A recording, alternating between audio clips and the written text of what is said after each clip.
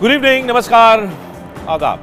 Our brave soldiers are still in a state of heightened alert. The chiefs of the Army, Navy, Air Force are telling us practically on a daily basis that it's not as if everything is quieted down completely on the Pakistani front. Yet our great politicians, our brave politicians have decided to take this battle away from the borders, away from our soldiers and pitch it squarely where? On the political rally stage. From choicest of verbal abuses to questioning the need, the impact of aerial strikes, to trying to project one party, one man as being chiefly responsible for the strikes. Indian political league is busy firing away. All kinds of expletives have been used today.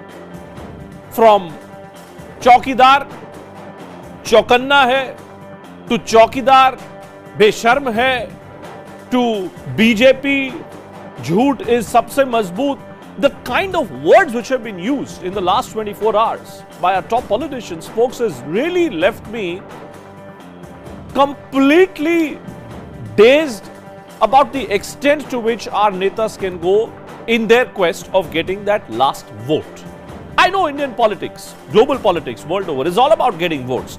But at a time when your soldiers are still not completely away from the chaos that war sometimes leads to, that heightened tensions with a neighbor who's been traditionally hostile towards you, while you're still trying to deal with that, what should the political class be doing? Just take a look at how between the government and the opposition, last 24 hours have been the worst example of what Indian democracy should really be known for. Starts off with Mr. Chidambaram. Let's look at the opposition side first. Opposition is questioning Modi Sarkar. They want evidence. The opposition wants Prime Minister Modi and the Indian Air Force to give evidence of what has happened in Balakot. The Indian Air Force declines to comment on casualties. Then who put out the number of casualties as 300 to 350? Question being raised by Mr. Chidambaram. Digvijay Singh, former Chief Minister, once the Chanakya for Rahul Gandhi. He's saying if the Americans can present evidence of Osama bin Laden's killing, then why should we not be giving proof? Kapil Sibal, another former Union Minister, says Prime Minister must respond to reports claiming no casualties in Balakot. So from the reports claiming no casualties in Balakot, Prime Minister must respond. To reports that 300 and 350 people have died, Prime Minister must respond. Basically, the attempt being made by all these erudite leaders is somehow to create a counter narrative to the Pulwama strikes and the air strikes in Pakistan. What does the West Bengal Chief Minister say? Who's been busy trying to fight a huge battle against the BJP? She says we have the right to know how many people died in air strikes and who were they. I say, Mamta Didi, of course you have the right to know, but is this the time to be raising this question? When Wing Commander Abhinandan is still recovering, when he's still in the hospital, what should the political class be doing? Should they be creating an environment where not just Pakistan, any country which today feels envious of India, which today looks at India with a certain degree of hostility, how would they be looking at this political debate and this political discourse? I think is something for all of you to look at very, very closely. Mehbooba Mufti was an alliance partner of the BJP just till the other day, and what is she saying now? Airstrike details are ambiguous. Now, I don't know what proof are we really looking at. Are we saying that these planes, these Mirages which went there should be releasing some videos, some audios? Are we looking for a physical body count of sorts? Were pilots supposed to go down there? Were army men supposed to go down there and count how many people have died? So what kind of a question is this that airstrike details are ambiguous? The Delhi Chief Minister Arvind Kejriwal, why should he be left behind? Army cannot lie, but the BJP is lying. The BJP is against the Indian Army. That's the viewpoint being expressed by the Delhi Chief Minister. Now, it's not as if the opposition is alone to be blamed. Question needs to be, I think, raised today against the government as well. What does the BJP president? He's the president of a party. He's not the government. But what does he say? He says airstrikes have killed more than 250 terrorists. That one statement was picked up by the opposition to hit out against the BJP. Shivraj Singh Chauhan, former Chief Minister of Madhya Pradesh, proof seeker Digvijay Singh is the same person who used to address terrorists as G, when Digvijay Singh had famously referred to Osama bin Laden as Osama G. So, Shivraj Singh Chauhan trying to fight his own domestic battle in Madhya Pradesh by targeting Digvijay Singh. SS Ahluwalia, he strikes a different note. Neither Prime Minister nor any government spokesperson have given any figure on casualty of airstrikes. So then on what basis? On what basis is the BJP president make that comment? Is a question which Mr. Ahluwalia should be asked. Piyush Goyal, Railways Minister, is accusing the Congress. He says Congress is speaking in support of Pakistan. Shameful to be doubting the Indian forces. Kailash Vijayvargiya, man in charge of West Bengal, it's a matter of shame that for the sake of politics, Mamta Didi is doubting our armed forces. So you're seeing, folks, you're seeing how Shivraj Singh Chauhan is using this entire hostility with Pakistan and the Air Force's brave actions to settle his domestic political score in Madhya Pradesh. Kailash Vijayvargiya, who's been given the mandate of West Bengal, is using it to settle his domestic political constituency-related problems in the state of West Bengal. And finally, the Prime Minister himself, he says the opposition's remarks on strikes are only helping the Pakistanis. That cannot be the template. I say this, folks. I say this kind of a dialogue, this kind of a conversation between politicians at this time, I think is meaningless. I think it really embarrasses our Indian democracy. More than anything else, it makes people go home with this thought in their minds that somehow the question of national security and any military strike in India always will be linked to the quest for votes. I believe politicians have a right to question each other. That's the basic essence of our democracy. Who would doubt that? But then we must be careful of the timing. Are we questioning the forces? Are we questioning the government? When we question the government at a time of conflict, we are effectively questioning the forces. I believe best solution to bury this entire controversy which has been created by the naysayers would be for the defense minister to come before the country and make a detailed statement. Nirmala Sitharaman, I think, owes it to the people of this country. We should hear from her. Have we really killed 250 people, 250 terrorists? Have they died? Is Masood Azhar alive? Is he dead? These are questions which need to be answered not via sources in the media, but by responsible people sitting in high constitutional positions. That's where I stand. Let's raise a big blunt question and see whether I am taking the right position on the show or not tonight. Will airstrike politics tilt? Mandate 2019, our big face-off, where I caught up a short while back with two of the key people, G.V. Narasimha Rao of the BJP versus Manish Tiwari of the Congress party, right outside the glorious Indian Parliament House. So what were the aerial strikes all about? Here we are, right in front of the beautiful structure of Indian Parliament. Am I to understand that this entire debate which has been going on over the last 2 weeks is only and only from the prism of who will get more seats in the Lok Sabha? With me, the people who matter, key spokespersons for the respective parties, Manish Tiwari, former Union Minister, leader of the Congress, he's live with us, and so is G.V. Narasimha Rao, spokesperson of the BJP. Welcome, gentlemen. Mr. Tiwari, let me straight away ask you, why is it so very essential for the Congress party to see dead bodies?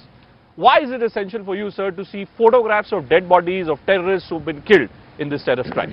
It is not essential for us to see any dead bodies.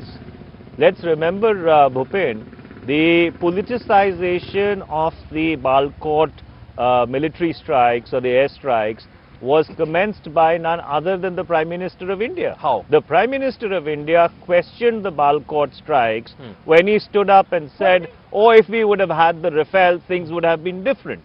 Now, the Indian Air Force, along with representatives of the two other services, with the MES spokesperson in tow, very clearly said that it's too premature to actually count the number of people who have died. The very next day, the Prime Minister went ahead and questioned the strikes after the Air Force had said that we've hit our intended targets, and then, if reports are to be believed, and I believe them, that a MiG-21 Bison actually brought an F-16 down. Right. So therefore, what would have been different if we would have had the Rafale? And it's another matter if we don't have the Rafale, the Prime Minister is squarely responsible for that, but that's not the debate today. Isn't that a substantive difference, sir? From the point of view of arguing for better aircraft, better technology, in the context of asking for photographs of dead bodies. Allow me to complete. Who then went ahead and put the figure of 250 out in the public space?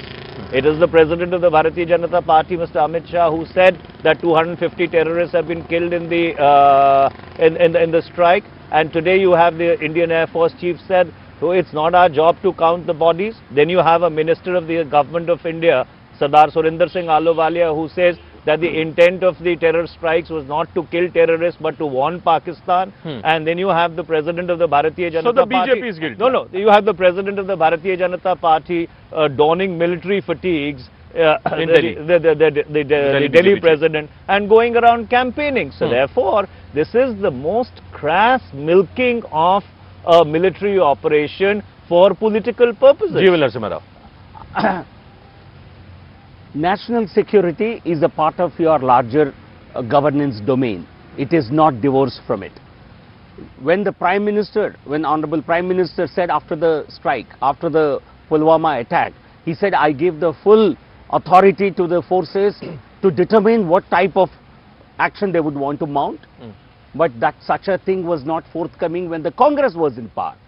You have Air Chief Marshal retired Fali Homi, who gave television interviews to say that we wanted to carry out a surgical strike led by the IAF, Indian Air Force, in 2008. But the then Prime Minister was not willing to give us the clearance. So obviously there is a political role involved.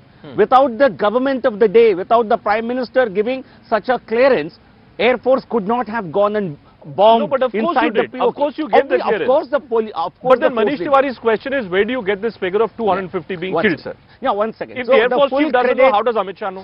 Full credit for the strike goes to the Indian Air Force. They were capable earlier when you were in government. They are capable now. But you did not have the political authority, you did not have the muscle to really mount a But my question is on the number, Coming sir. to the number. On the number. I think on the day this surgical strike was carried out, you had the Foreign Secretary briefing the people of this country. That's right. Where he mentioned a large number. I think a large number is not 5 or 10, it's not trees. He was referring to the terrorists.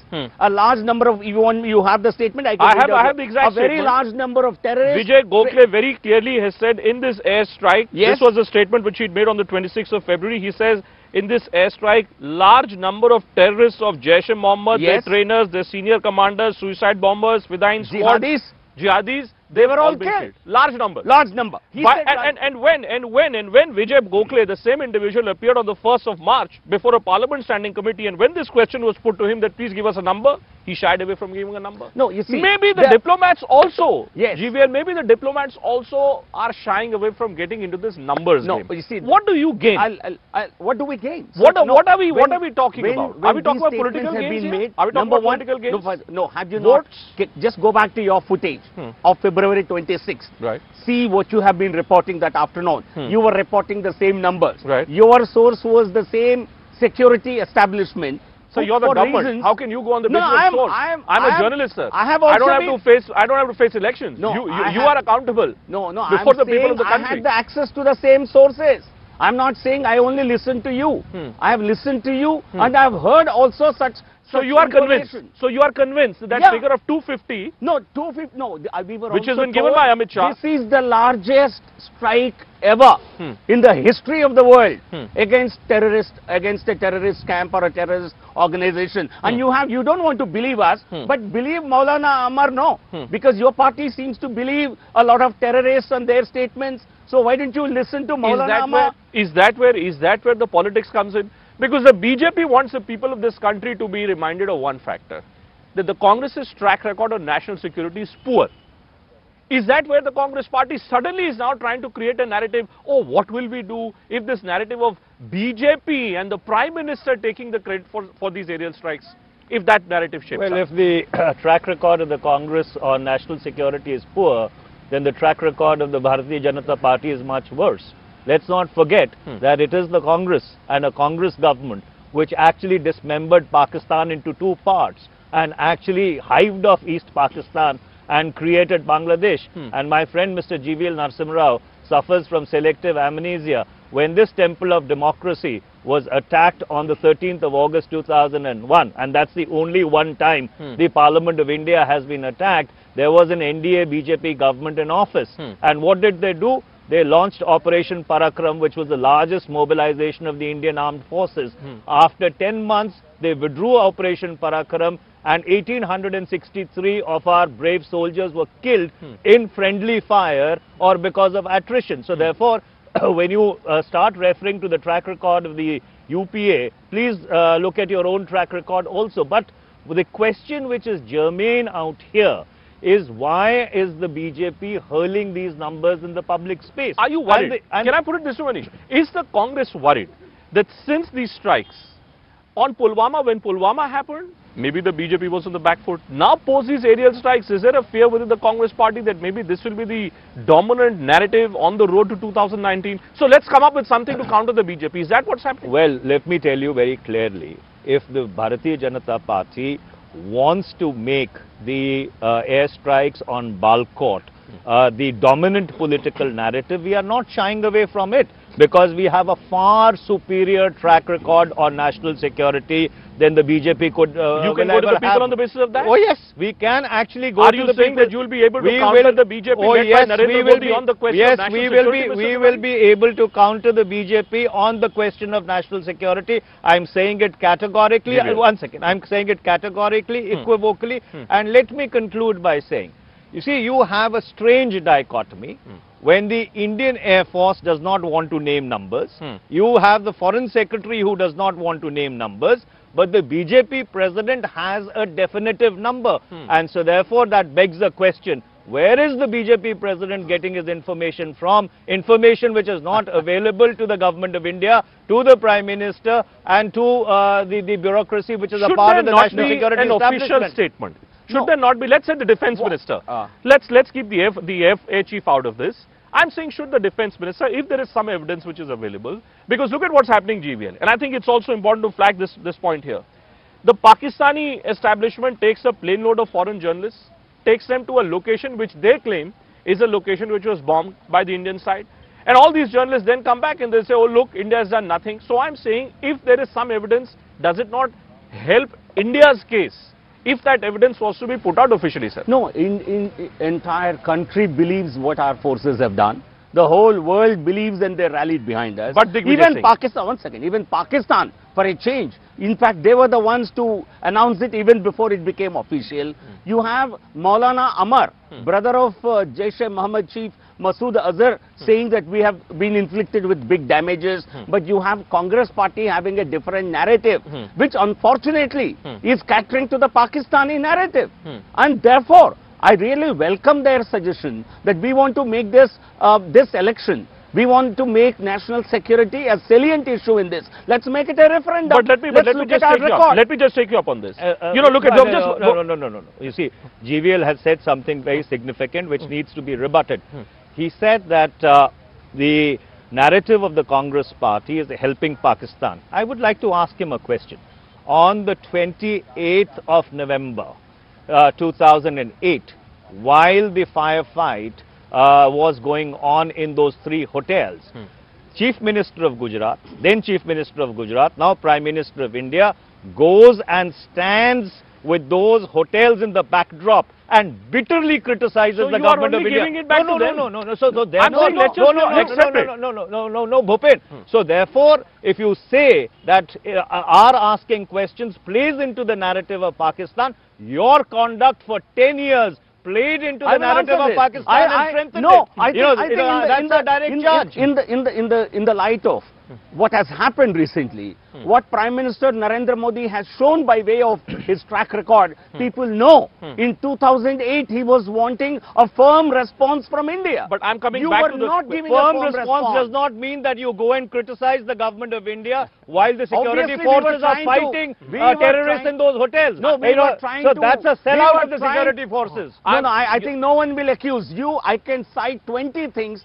right now. I can rattle out, which makes Congress party seem sympathetic. But I'm on the fundamental point of evidence. Since Amit Shah says that there are 250 kills, and since now I'm seeing there's a sense, maybe more, but look at GVL, and that's why I was saying that maybe there is a case for you to present. And there is Surinder Singh Ahluwalia. There is Surinder Singh Ahluwalia. Who says we don't know. A minister of the government of India, the well-known American think tank. Our intent was not to kill terrorists, but only look to at what the Atlantic Council says. The Atlantic Council has come up with its own report, and its Digital Forensic Research Lab along with Australia's International Cyber Policy Centre, now these agencies are releasing photographs to show that indeed the location which has been bombed by the Indian Air Force, yes, indeed that location was bombed, but there were no terrorists there. I know. Now, if you have evidence, if we have to go by what Amit Shah is saying, I'm saying, why don't you release it officially? No, rather than this becoming the subject around political rally stages. It is a call for the security establishment to make. Whether they should give Why out should we any not more. ask the defense Number one, minister to make let this me statement? complete. I think we are not going to put anything You're not in going to put public anything. domain to satisfy Congress, because their sympathies lie elsewhere. They celebrate. You see, we've seen in the last 4 years, when terrorists are killed, Sonia Gandhi had cried. This is a statement that was made by Salman Khurshid. Maybe Rahul Gandhi is crying now that a large number of Jaish-e-Mohammed terrorists have been killed. No, what kind of statements Congress leaders went to Pakistan and made. The whole country knows this. Let them travel now. So they can as well go as guests of Pakistan. They can as well go. So this is what will happen. They can go as guests of Pakistan. So on the road to 2019, this is what we'll hear. GVL, on the road to 2019, is this what we'll hear?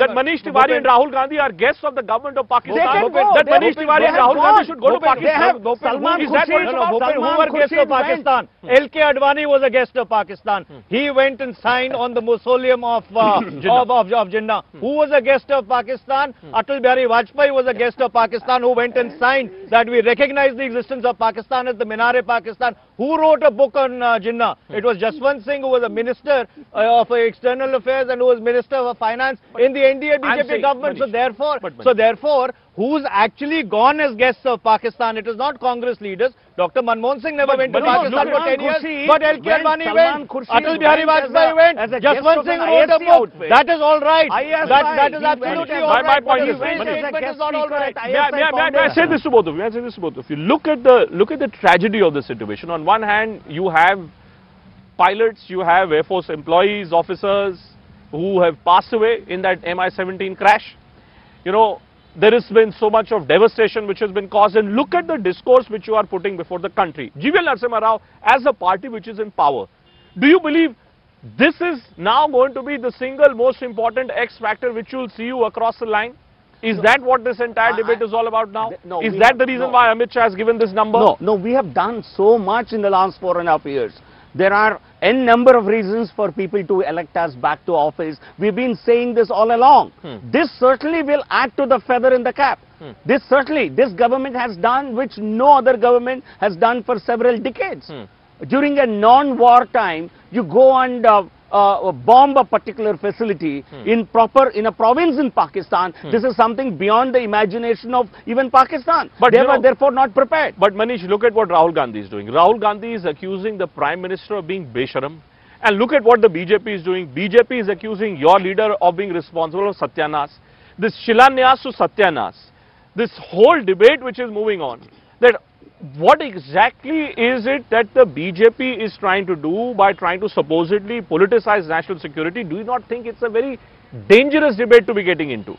Bhupen, the one thing which GVL Narasimha Rao forgot to mention is that there is the only government which allowed the ISI to come in and actually investigate their own handiwork in the Pathankot terror attack as to whether they had been successful in attacking the Pathankot airbase. Never ever in the history of India has it happened that the ISI, the agency responsible for fermenting proxy war against India since 1979, has been allowed into India as a part of the Pakistan's joint investigating team to actually come and investigate their handiwork. That is really a first. Insofar as national security is concerned, our definition of national security is much broader. We believe that a nation is strong when the farmer is strong, when young people have jobs, when women are empowered. So therefore national security encompasses traditional security and non-traditional security. But if on a narrow tactical definition of national security, if they want to fight this election, we are willing to take them head on, and we will take them head on. Yeah, which party has called the army chief Sadak Ka Gunda? Which party?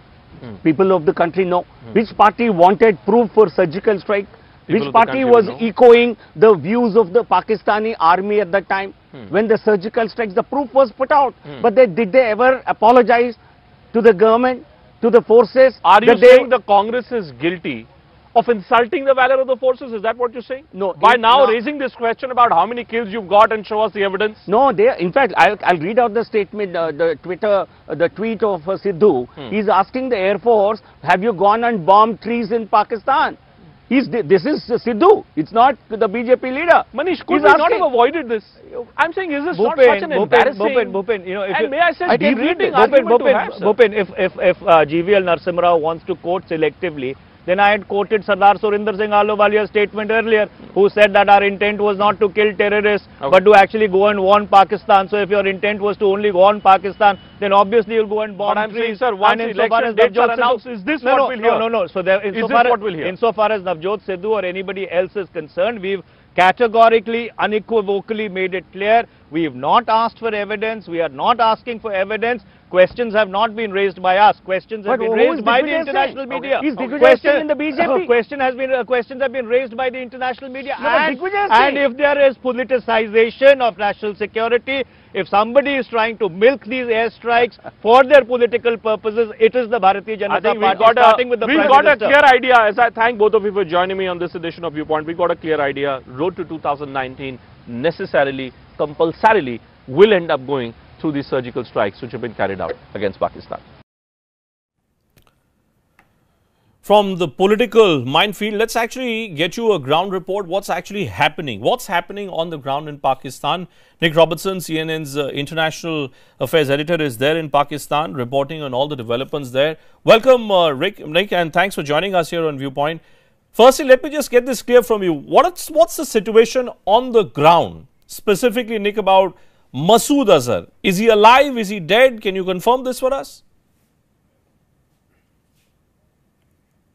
Well, the foreign minister here said that he was unwell. Other senior officials that I've talked to here, former army chiefs, have told me that he's been unwell for some time and is not really a player in that organization anymore, not an effective player in that organization.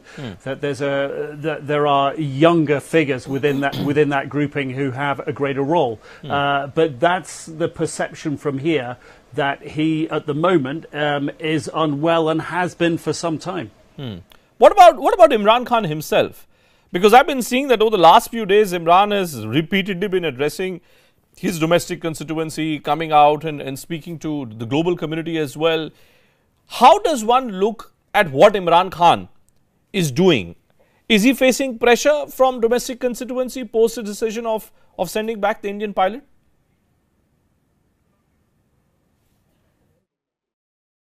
You know, I think he appears to have actually relieved himself of a certain amount of pressure, because there does seem to be widespread support for the decision that he made and the decisions that he's taken through this process, in particular, returning the Air Force pilot. That was seen here as the right thing to do, the morally correct thing to do. And he appears, you know, people here perceive him as being in lockstep with the military, and the statements that are coming from government officials have been joined up, if you will. There is, everyone's going in the same direction, and this, you know, in that context, takes the pressure away from the Prime Minister. It buys him time, if you will, to sort of see through this current situation on his terms, and his terms seem to be that he would like to get into a dialogue. And I think this is where he makes that reference that he isn't the person that should be getting a Nobel Peace Prize, but the person that's actually going to bring India and Pakistan together and really work with both sides,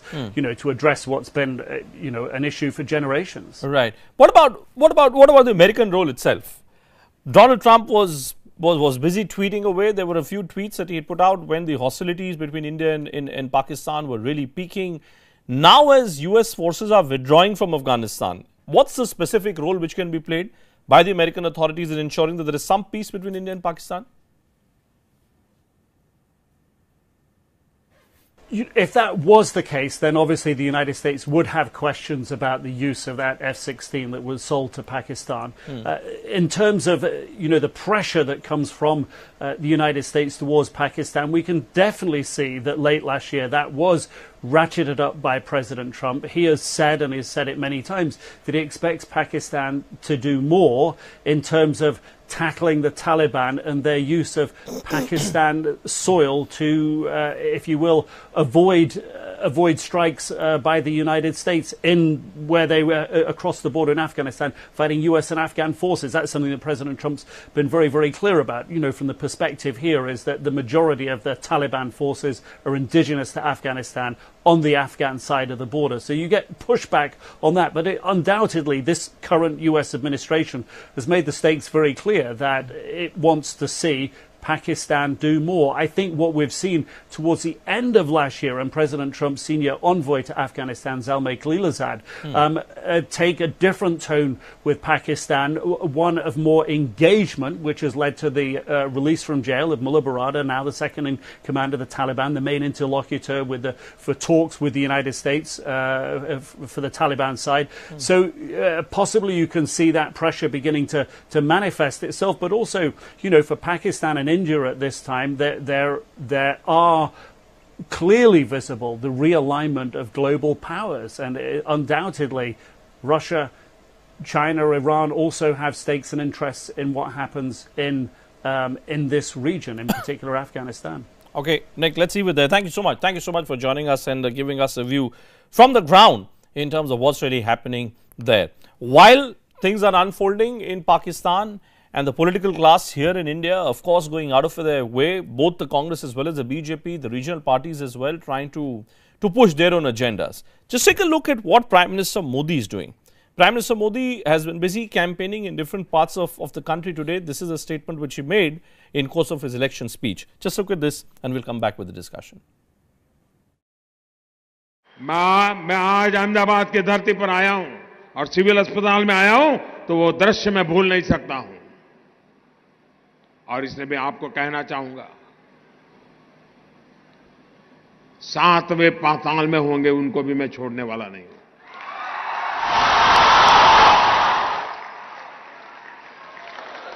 और देश का दुर्भाग्य देखिए, कुछ लोगों को तो पता नहीं क्या हो गया है। आज पाकिस्तान के अखबार की हेडलाइन देख लीजिए, भारत के नेताओं जो बयानबाजी करते हैं वो पाकिस्तान के न्यूज पेपर की हेडलाइन बन जाती है। ऐसे नेता ऐसी बातें करते हो जो पाकिस्तान के टीवी पर दिखा रहा है, पाकिस्तान की पार्लियामेंट में चर्चा हो रही है। क्या ये देश हित का काम है क्या? आप ऐसी बात बोलोगे जिसे पाकिस्तान तालियां बजाए? अरे देश की जैन सेना ने पराक्रम किया है, देश की सेना ने हिम्मत दिखाई है। और मैं दोस्तों इंतजार लंबा नहीं कर सकता।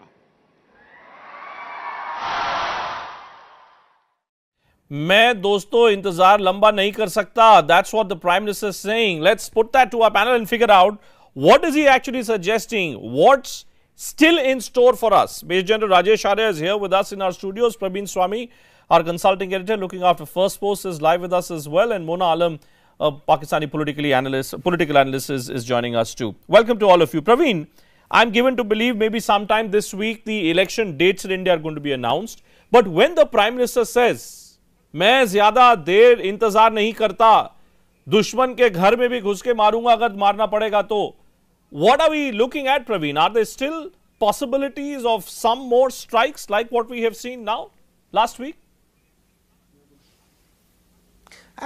Absolutely. I don't think anyone who seriously looks at national security issues believes that one strike across the border, airstrike, is going to significantly alter Pakistan's behavior.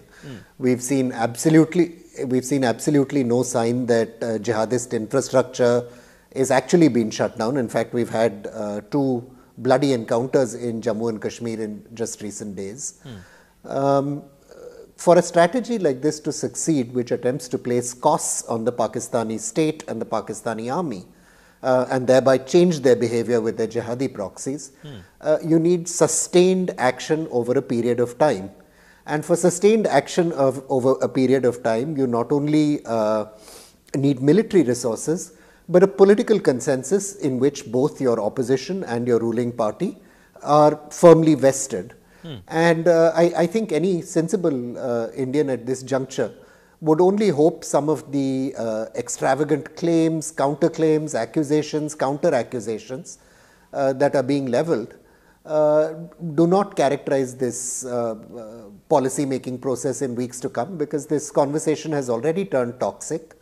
And one can only hope that maturity is shown by our political leadership. Well, I don't know whether both that's sides of the fence. I don't know whether there is anything called political maturity when you're so close to elections, because I'll tell you what, Major General Arya, the truth is that this week may well be determined on the basis of the statements which are going to be made now. Tomorrow is a very important day. Let me tell you, the crackdown against corruption, I'm given to believe there is a possibility of a big Congress leader's name being used by one of those who's been brought in now from Dubai. But look at what's happening on the borders. Even today, one Pakistani drone, Major General, has been brought down. Praveen Swamy is saying anyone who looks at national security closely should not look at this just as a one-strike phenomenon. Are we really looking at a scenario where there could be more strikes, as a Prime Minister and a whole range of political voices are suggesting? Good evening, Bhupender. You know, we discussed the other day that this shift in our strategy to counter terrorism emanating from Pakistan has come little too late. We discussed that. It should have come about 10 years ago. We had the capability. Now, but point to understand is that when you upscale your war fighting capability against such form of hybrid warfare, you give it a big thought and you work through it and then execute it. So we are ready for this. Now that you have done this, there is no way going back over it. Point number one. Whether we do it more strikes in immediate future, or we will respond we will reserve the right to respond whenever we are struck, that we don't know what is the government's stand on that. But there is no point going back on this. Point number one. Point number two, I'll take 30 seconds. We have raised the cost of terrorism to Pakistan. Pakistan forces are on highest alert. That's why they are snooping around us with drones and all that. So there is money. So there is money which is so it is spent. costing them. Pakistan is going through blackouts. Pakistan has gone through the no flying days for a couple of days for the domestic flying. They have lost a F-16. They have lost a drone today. This is what we call it, raising the cost to the Pakistan of perpetrating terror. If we have successfully, Mona Alam, if we have successfully changed in rewriting this narrative between India and Pakistan, then I would say that Imran Khan must be a deeply despised and a hated figure today in Pakistan. Since he took this decision of releasing the Indian pilot, many thought he was under pressure from Prime Minister Modi. Fawad Chaudhry said, well, he should be given the Nobel Peace Prize for that. But what happens to Imran Khan if this is a strategy which is being adopted by India then, Mona? Well, for the Nobel Peace Prize, I think Chaubeji, Imran Khan has tweeted just today only, and I think that stands very appropriate. Right. It is not him who deserves the Nobel Peace Prize, in my personal opinion as well. The Nobel Peace Prize should go to the one who will resolve this Kashmir issue, which has been pending since decades. And talking about the change in the narrative of Indo-Pakistan relations or tensions, I tell you what, in my personal evaluation or in my personal opinion, I too was of the opinion, like many other analysts or journalists in my fraternity, that maybe the Prime Minister should not have released the Indian Air Force pilot this early at this point in time, and maybe that should have come in return of certain bargain, or that should have come through at least a phone call made by Prime Minister Modi to our Prime Minister here, or through a letter conveyed to our Prime Minister, which would actually urge the authorities here in Pakistan to release the Indian pilot. But we have unilaterally performed that peace gesture. Nonetheless, the analysis, in my opinion, is this. But when I tell you of the situation here on ground, I think there is absolute jubilation of this fact. And be it the social media, be it through the general public sentiment here, they're extremely happy about Imran Khan going upon those humanitarian grounds and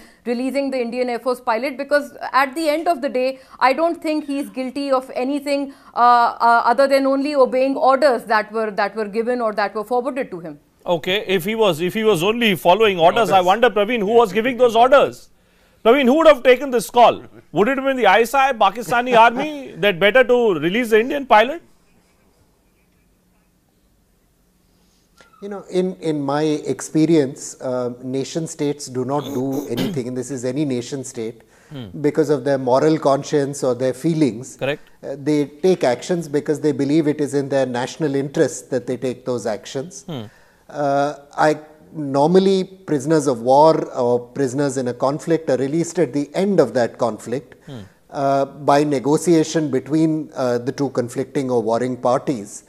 And in this particular case, the fact that the wing commander was returned to India, I think Pakistan was quite clearly signaling that it wanted an off-ramp from this crisis. It did not want to take escalatory measures. It was not going to take them.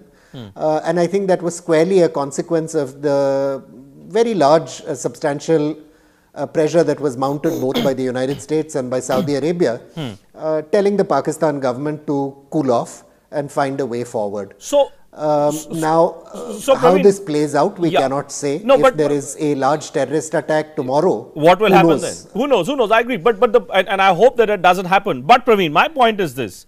When I look at the Prime Minister, say, ghar mein ghus ke marunga atankiyon ke, and when I see Amit Shah say that, look, 250 terrorists have been killed, am I then to understand that the reason why suddenly this rhetoric and the level of this rhetoric is being raised even more is because maybe the Indian policy makers and the strategists and the powers that be are convinced that Pakistan is at its weakest?